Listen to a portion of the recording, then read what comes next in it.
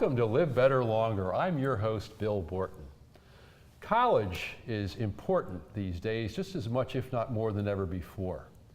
However, the cost of college is really becoming a problem for many parents and children. College loans are one of the biggest forms of indebtedness, and there's an awful lot of parents that have co-signed for loans and effectively mortgage their retirement. My guest this week, Bob Falcon, is the founder of Falcon Wealth Managers, a fee-only registered investment advisory firm.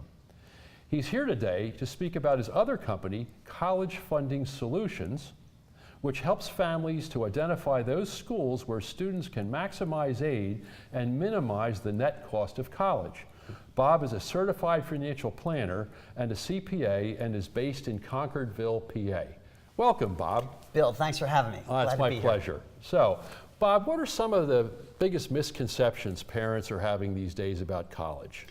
Well, Bill, probably the biggest thing I hear over and over again is, I want to send my kid to the best school, and the parents have which is not bad, but the parents have the misconception that paying for college today is exactly the way it was when they went to school. Mm-hmm. When you and I went, you picked out the best school you could possibly go to, and you didn't worry about price. If you needed a little bit of student loans to get through it, you could do that and come out with debt that did not exceed your starting salary. I think it was like $3,000 a year for tuition, room, and board. It was $5,600. I'm not going to say I went later than you, but it was $5,600 when I went. A couple years later. So back then, even me as a blue-collar kid from Pittsburgh, I could go to Villanova and still come out with debt that was about 2/3 of what my starting salary was. Mm-hmm. Today, that same blue-collar kid from Pittsburgh that tried to go to a private school, he or she could really be in trouble financially with student loan debt if they just assume that the student loans they incur are going to be less than, or they're going to be manageable once they start trying to pay them off. Okay, so again, what are some of these misperceptions that people have? They want to send their kid to a good school, but they have all these ideas about how they can pay for it and what kind of school where their kids should go to. I think you've done a number of research studies to determine how some of these things really work. Right. So just to put it in perspective, Bill, the cost of college has gone up 4 times over the average cost of living since the 1980s. Mm-hmm. Everybody complains about healthcare, and healthcare costs have gone through the roof. Nobody's going to dispute that. Well, the cost of college tuition has gone up twice the rate of healthcare, but nobody seems to be talking about that. So Getting back to our situation, there's people that went to school when we did think it's the same. They don't realize how astronomically expensive college is. And what typically happens is their son or daughter wants to go to that great school, and they get accepted, and everyone's all excited. But when a weeks later, when the financial aid award comes in, mom and dad go pale in the face. Here's their son or daughter that worked really hard to get into this terrific school, and the parents are faced with the following 2 options. Either the parents themselves are going to have to incur astronomical debt, as well as a student, or they have to break the heart of their son or daughter and say, you can't go to that school, you're going to have to go somewhere else because we just can't afford it. Mm-hmm. And a lot of them, unfortunately, the parents, a lot of them take the easy way out and incur the debt and kick the can down the road. And then when it comes time for their retirement, they're sitting on all these parental student loans that impinge on their retirement, forces them to delay retirement, or even possibly, in the worst case, results in bankruptcy. We were talking before the show, and I think the latest numbers that have come out is about $400 billion of the $1.5 trillion of student debt that the taxpayers are on the hook for is owned by people over the age of 50. That's correct. And so there's a lot of boomers, again, that have mortgaged their retirement to send their kid to school, many of whom are getting degrees that may or may not get them that good paying job, sometimes changing course, schools, majors, and what has come to be known as the 5 or 6 or 7 year plan. Yes. And then they don't really know what they want to do, so then we're talking grad school. Mm-hmm. So I know a fellow who said, I'm never going to be able to retire because I paid for undergrad for 2 kids, and then one became a lawyer and I had to pay for law school, another one wanted to become a doctor and I had to pay for medical school, and my wife wouldn't hear me saying no. Yeah. I remember, my father was a World War II vet, and we raised 7 kids. And I remember him telling my older brothers and sisters, not me, because I was a good kid. Oh, but sure. I remember when he had to break their heart and say no to them, he would say to them, it's better that you cry now then I cry later. I would twist that around to say it's better that you cry now, son or daughter, than we cry later. Right. Because both the whole family is going to be underwater with those student loans if the family just says yes and allows the student, again, who doesn't quite have that frontal lobal area of the brain fully developed yet, if they allow the student to run the show as far as selecting a college. Well, and of course you got the peer pressure. You know, I grew up in Morristown, New Jersey, where everybody went to college, and you know, well, so and so went to the University of Pennsylvania. Oh, well, somebody else went to Princeton. Somebody else went to MIT. You know, and you know, if you had to go to Rutgers, you were looked down on at the time. Correct. So let's talk about state schools versus private. You know, University of Pennsylvania versus Penn State would be the classic example for those of us that are in Pennsylvania. So are you going to really get a better paying job if you graduate from Penn than if you do from Penn State? Bill, that's a great question, and there's actually economic studies out there that answer that question, and the answer is no. A guy named Kruger, who's an economist out of Princeton, did a study, and he was trying to answer the following question.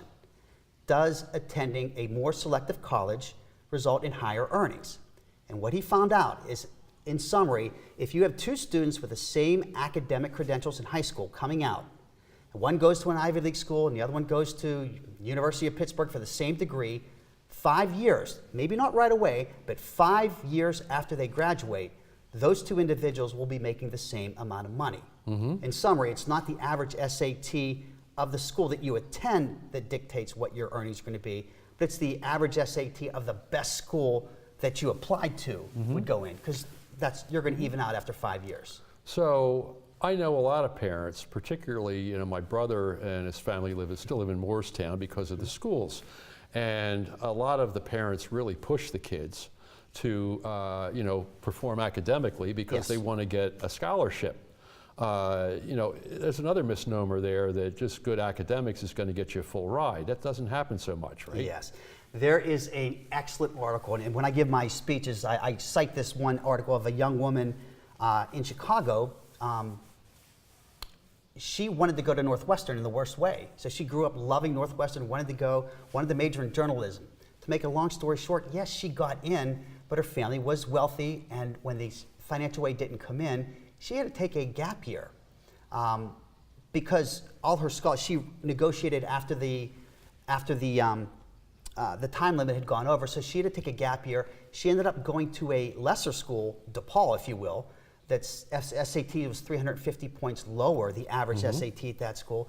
And there she was in her junior year writing an article for in the Chicago Tribune. So attending that lesser school did not hurt her in the least bit. Well, and so what's wrong with getting a 2-year degree from a community college where it's fully transferable over to a school like Drexel, for instance, where you then get a Drexel degree, although you only paid for 2 years worth of Drexel? Correct. Bill, I just had a conversation in the last 6 months with an tax partner at PricewaterhouseCoopers, and he said that he loved to recruit the people, for example, that were coming out of Temple that had transferred into Temple after 2 years of community college, because those kids were hungrier. Maybe they had a little bit of a chip on their shoulder because they didn't get to go to that Ivy League school, but they performed, they out-hustled, and they worked harder than a lot of some of the kids that went to the private schools. Well, and some of those kids may have been raised in such a way, or just on their own came to the conclusion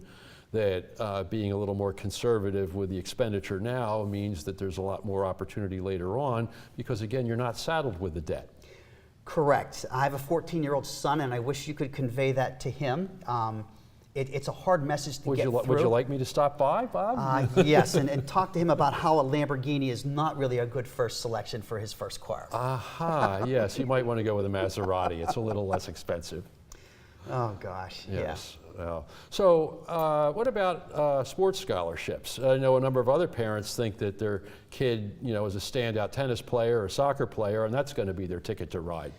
Well, correct. You might be able to get some aid if you're an athlete. Your full scholarships are pretty much limited to your Division I football and your Division I basketball, both men and women.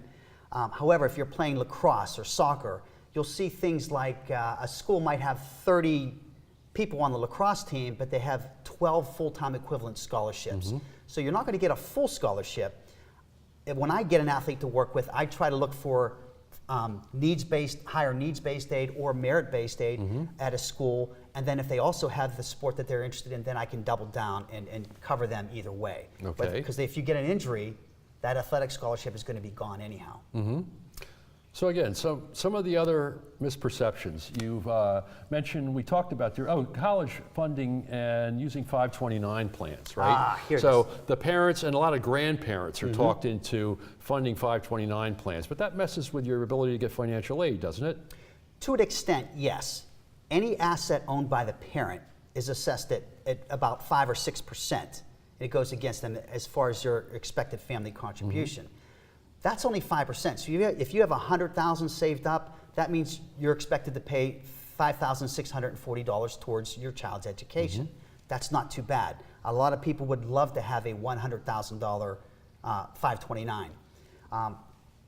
So investing in a 529, since it grows tax deferred, is one of the best vehicles, I would argue, if you have a young child or as you're, to save for college over time. Now the trick comes in, you mentioned grandparents, and that's where it gets a little bit trickier. When grandparents pay for college, the FAFSA treats any contribution from the grandparents as income on the FAFSA for that student, and it's going to be assessed at the student's rate, which is 50%. But the trick is, if grandparents can wait until the student is in the calendar year spanning his sophomore, junior year, or their junior, senior year, they don't file a FAFSA on that income that calendar year because they're already going to be graduated if they graduate in 4 years. So there's something called the prior rule where it's 2 years back when you look for their income.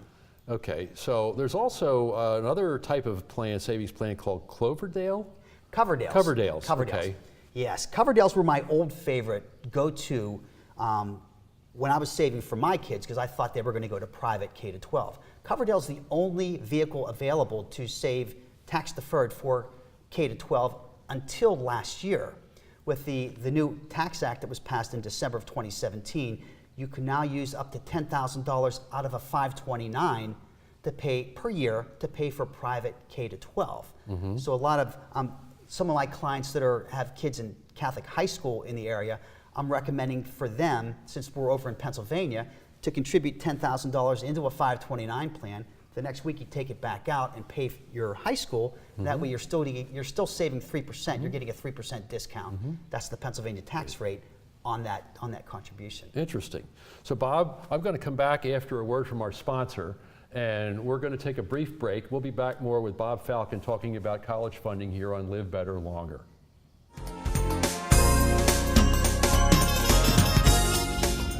They are the greatest fighting force the world has ever seen.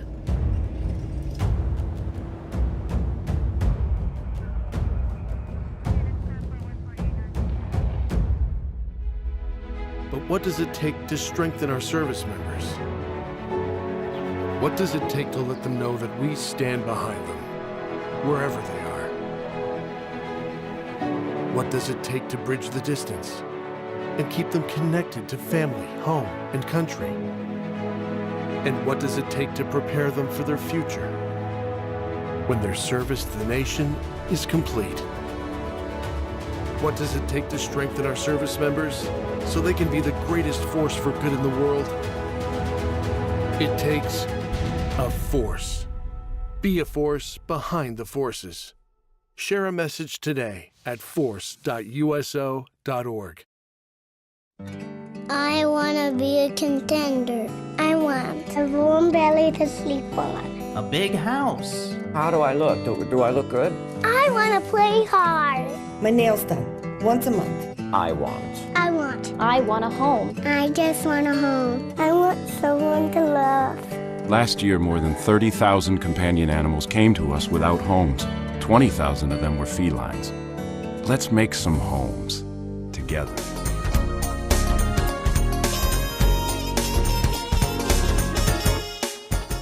Welcome back to Live Better Longer. I'm your host, Bill Borton, here with my guest, Bob Falcon, certified financial planner and CPA and owner of College Funding Solutions. So Bob, what can parents do to maximize financial aid? Okay, Bill, this is a very, very, very question that's often asked. A lot of people ask the questions, should the parents hold money? Should the money be in the kid's name? What's the best scenario if you're looking to maximize your needs-based financial aid? Okay. So the easiest starting point And this is needs-based as opposed to merit-based, right? correct. Okay. Merit-based would be for your academic scholarships. Right. So if you're looking to maximize your needs-based aid, and if you have a chance to get needs-based aid, that pot is usually bigger. So I would shoot there first if you're of low income. And these are grants, not loans, right? They can be a mixture of, and it depends on the school. It's a mixture of grants, loans, and work study. That's your financial aid you Okay. get from a school. Okay, so the easiest thing I can recommend to a family is to make sure the student isn't carrying any money. No money in the student's checking account, no money in a savings account. If he or she has investments, they need to move those off of their balance sheet before they file the FAFSA. Is there any kind of look back like the government does for Medicaid? No. So So just you to could literally move the money out today and apply tomorrow. and put your financial aid form in tomorrow. Yes, your Okay. FAFSA tomorrow. So the key is for students, they're going to get assessed on the FAFSA for any money they're holding at 20%.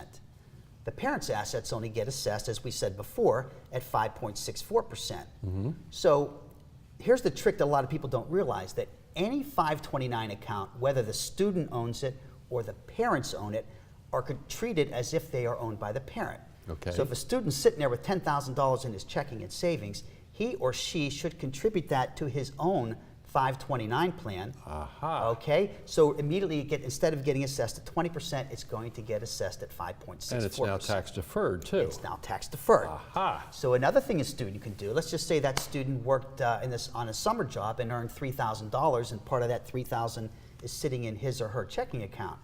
That student can open up a Roth IRA and totally remove that from the financial aid formulas entirely.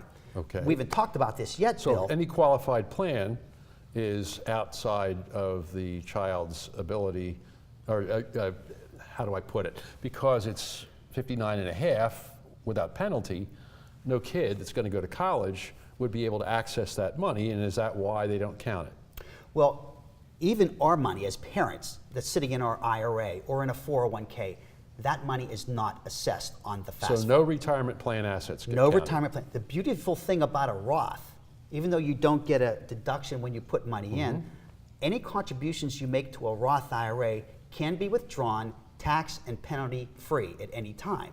So that money is sort of in the student's back pocket if he or she needs that to Okay. fund part of his college education. Gotcha. And mom and dad can do the same thing with any excess money they have sitting around. A Roth IRA, you're not going to get a deduction for that, but they can always tap that Roth IRA, that money they might be able to use to help fund college. So parents who have got a lot of money in their IRA rollover from when they've changed jobs or in their 401k plan, they can turn some of that money into a Roth, doing a Roth conversion, particularly if they have a lot of tax deductions in a particular year, so they can minimize the hit by doing the Roth conversion. Right. So for a parent like that, you would want to run the numbers to make sure, because their income's going to be higher, Right. which in the parent's income, this is the other secret on the FAFSA that people don't realize.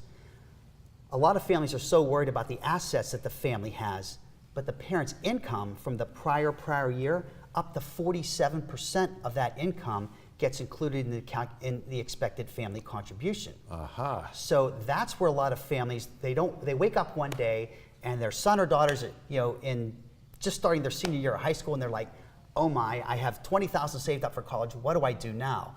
At that point, it's almost too late, because it's the income from when the students in that calendar year that spans their sophomore and junior year, that's the income year that goes on to the first FAFSA.